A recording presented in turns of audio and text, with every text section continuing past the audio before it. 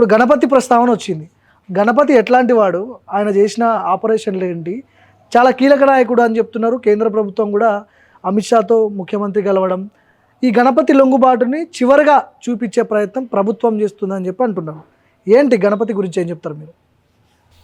మొదటగా గణపతి లీగల్ కాబోతుండనే వార్త నిన్నటి నుంచి వస్తున్నది ఏదైతుందో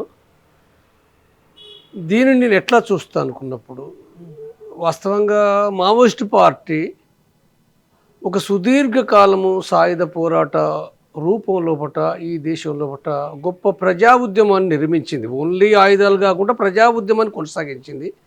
ఈ చరిత్ర ఇది ఇప్పుడు ఇవాళ సాయుధ పోరాటం ఏమవుతుందనే ప్రశ్న కంటే కూడా దాని చరిత్ర ఏదైతుందో మరొక 100 సంవత్సరాలు ఈ దేశం లోపట ఆ చరిత్ర ఉంటుంది. ప్రజల మధ్య లోపట ప్రజల నిరంతరము చర్చించుకుంటారు. తప్పనిసరిగా ఒక భగత్ సింగ్ ఆనాడు చేసింది చాలా తక్కువ, మావోయిస్టు పార్టీ చరిత్రతో పోల్చుకుంటే చాలా తక్కువ అది. కానీ అయినా 100 సంవత్సరాల నుంచి ఈ దేశ ప్రజల లోపట భగత్ సింగ్ నిలిచే ఉన్నాడు.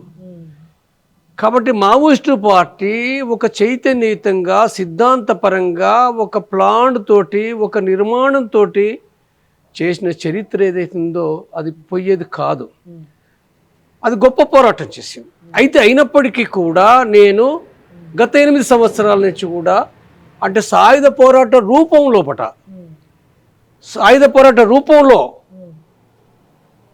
అంటే అది సాధ్యం కాదు.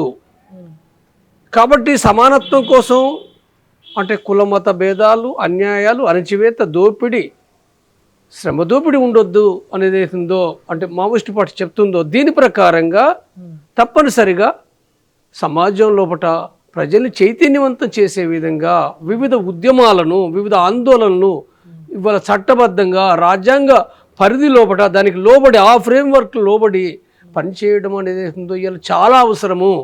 కాబట్టి ఇవాళ సాయుధ పోరాట రూపం లోపల ఇవాళ సాధ్యం కాదు. కాకపోవడానికి కారణాలు వచ్చినప్పుడు దేశంలో ప్రజలు సాయుధ పోరాటం లోపలికి లక్షలాది పోయే పరిస్థితి లేదు.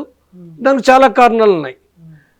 మరొక వంక కూడా రాజ్యం ఏదైతుందో చాలా అంటే రాజ్యాంగానికి భిన్నం అనే పేరుతోటి దాడి ఏదైతుందో ఈ దాడి పరిస్థితుల బట్ట ఇవాళ సాధ్యం కాదనేది నేను గత 8 సంవత్సరాలు చెప్తున్నా. తిరిగి ప్రత్యేకించి శాంతి చర్చల కమిటీ మేము స్థాపించి 2025 మార్చిలో స్థాపించినప్పుడు కూడా ఈ మొత్తం విషయాన్ని అర్థం చేసుకొని కూడా మీరు సాయుధ పోరాటాన్ని విరమించండి, శాంతి చర్చలు రండి గణపతి అనే విషయాన్ని చెప్తాను. ఒక్క నిమిషం ఆగండి మీరు. కాబట్టి అంటే ఇప్పుడు ఇదే అర్థం చేసుకోకుండా రండి అని కాదు. గణపతి ఎందుకు వస్తుండో మనం అర్థం చేసుకోవాలి, నిజంగా వస్తుండా లేదా. కాబట్టి ఇక్కడ అంటే శాంతి చర్చల కమిటీ ఏదైతుందో అది ప్రారంభించింది. ప్రభుత్వం కూడా శాంతి చర్చలు చేయమని పదే విజ్ఞప్తి చేసినాం, జరగలేదు. వాస్తవంగా అది జరిగితే, శాంతి చర్చలు కనుక జరిగితే మావోయిస్టు పార్టీ తప్పనిసరిగా సాయుధ పోరాట విరమణ చేసేది. ఒక గౌరవప్రదంగా ఈ దేశం లోపట ఒక చట్టబద్ధ పార్టీగా అది ఆ పార్టీ 2025 మధ్య నాటికి ఏప్రిల్ మే నాటికి కూడినట్టు అది ఆ మారిపోయే పరిస్థితి ఉండేది, గౌరవప్రదంగా జరిగేది. కానీ దురదృష్టవశాత్తు జరగలేదు. చాలామంది నాయకులు కోల్పోయినరు.